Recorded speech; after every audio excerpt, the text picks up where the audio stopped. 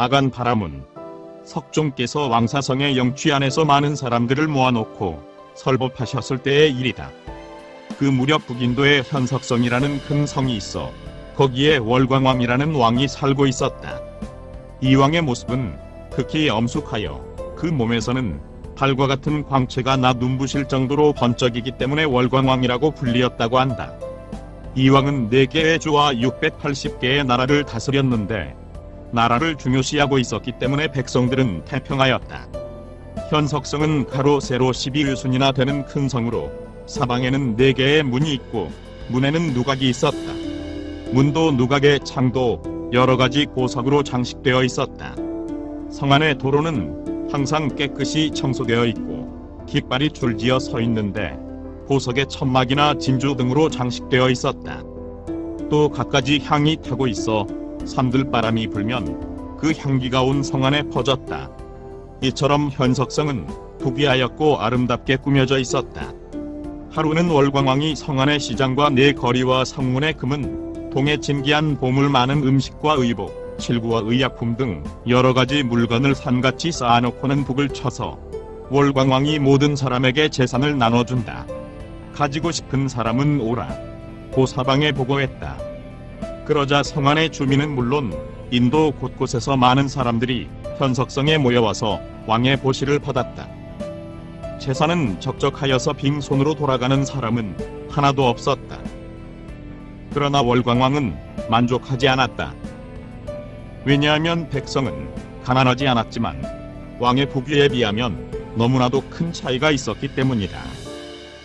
그래서 왕은 최고의 옷과 침구, 음식들은 나누어 주어서 모든 사람들을 왕과 똑같은 부귀를 갖추도록 하였다.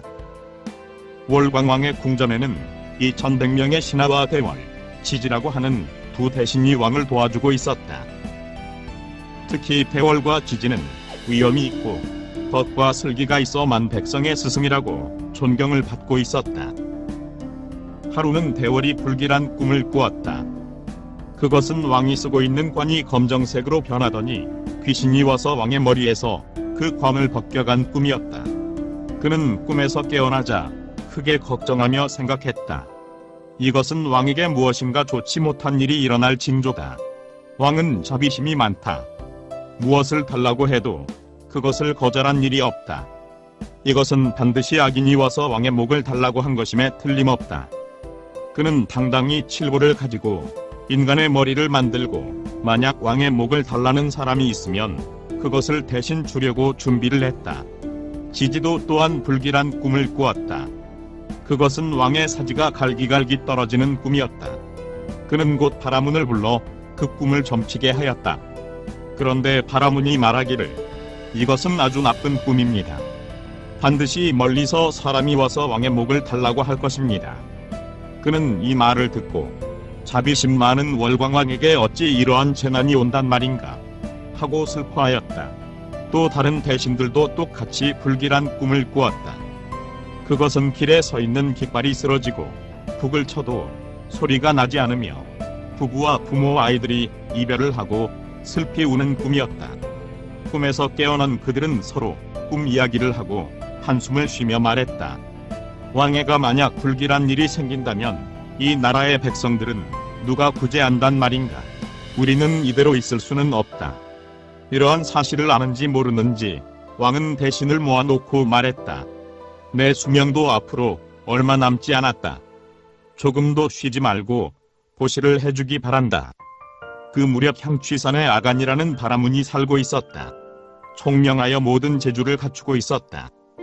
월광왕이 성문에서 보시의 모임을 열고 구하는 자에게는 무엇이든지 거절하지 않고 베풀어준다는 말을 듣고 나는 왕의 머리를 얻어와야겠다 고 말하고 그는 향취산에서 내려왔다. 향취산에 살고 있는 천인이 이 바라문이 왕의 머리를 얻으러 갔다는 것을 알고 한탄하기를 이 왕은 자비심이 많아 많은 사람들을 기쁘게 하였다. 만일 이 왕이 세상을 떠난다면 얼마나 쓸쓸해질 것인가 하고 말했다.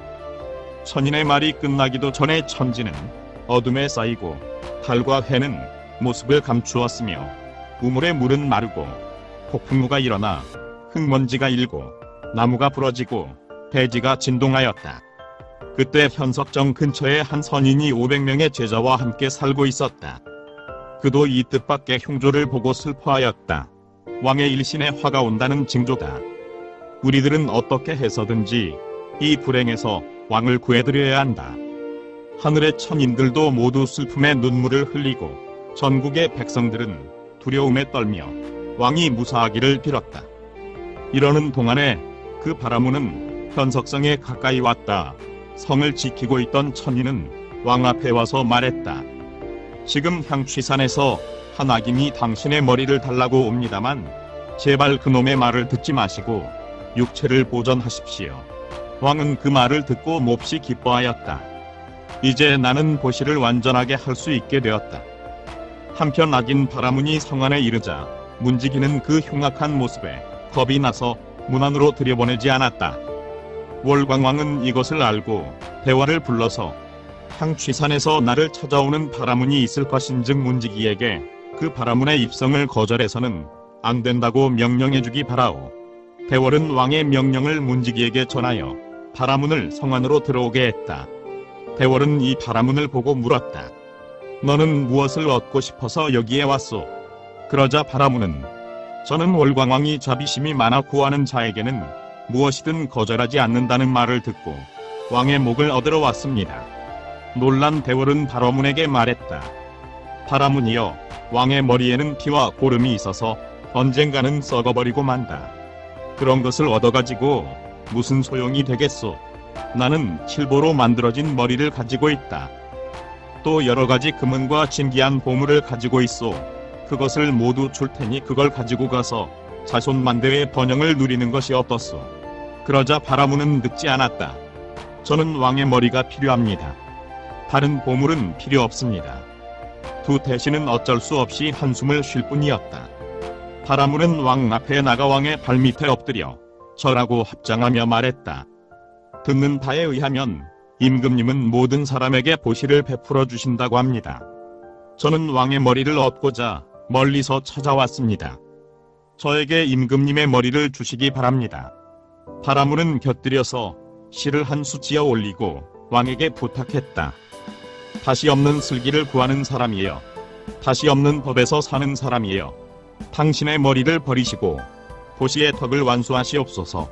월광왕은 일어서서 합장하고 시로써 이에 대답했다. 보잘것없는 이 머리를 즐겁게 버리겠나이다. 그대의 소원이 이루어진다면 나의 깨우침도 열리리로다. 그리고 나서 월광왕은 덧붙여서 말했다. 내 이 머리를 싫다고 하지 말아다오. 뼈와 골, 피와 고름, 가죽과 살덩이가 엉켜 있어 조금도 깨끗하지는 않소. 이것을 너에게 베풀 터이니 너의 소방을 이루어주오. 바라문은 이 말을 듣고 크게 기뻐하였다. 왕은 먼저 관을 벗었다. 대월, 지지의 두 재상은 왕이 목숨을 버리는 것을 보고 있을 수 없어 그 자리서 스스로의 목숨을 끊어버렸다. 그리고 두 사람은 이 착한 마음으로 해서 하늘나라에 다시 태어났다. 그때 공중에서 약차가 높은 소리로 소리질렀다. 왕의 목숨 이제 끝나려 한다. 수천만의 백성들은 이 말을 듣고 왕궁으로 달려와 이별을 슬퍼했다. 왕은 이 사람들을 위해서 설법을 하여 모두가 착한 마음을 일으키도록 하였다. 바라문은 왕을 보고 임금님, 머리를 주시겠다면 깨끗한 곳에서 주십시오. 왕은 이 말에 대답하기를 나는 만이보장이라는 정원을 가지고 있다. 내가 가지고 있는 유원 중에서 가장 훌륭한 곳이다. 거기서 내 머리를 버리려고 하는데 자네 생각은 어떤가? 좋습니다. 빨리 그곳으로 갑시다. 하고 바라문은 대답했다. 그래서 왕은 손에 칼을 들고 바라문을 데리고 그 정원으로 갔다. 왕은 정원의 나무 밑에 서서 바라문에게 말했다.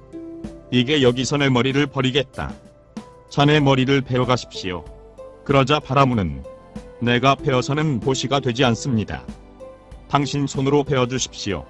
이때 정원을 지키고 있던 천인이 이것을 보고 눈물을 흘리며 바라문에게 이 악마야, 자비심 많은 월광왕의 목숨을 무슨 일로 뺏으려 하는가? 왕은 이 천인을 달래서 말했다. 그런 말을 해서 내가 하는 보시를 방해하지 말아주게.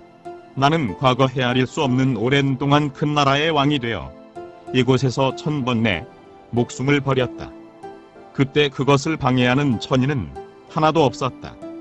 또 옛날 굶주린 호랑이를 위해서 목숨을 버린 일도 있지만 그때도 천인은 방해하지 않았다. 너도 오늘 내가 하려는 일에 기쁨의 눈물을 흘림으로써 깨우침을 얻어다오. 그리고 모든 천인에게도 말을 했다.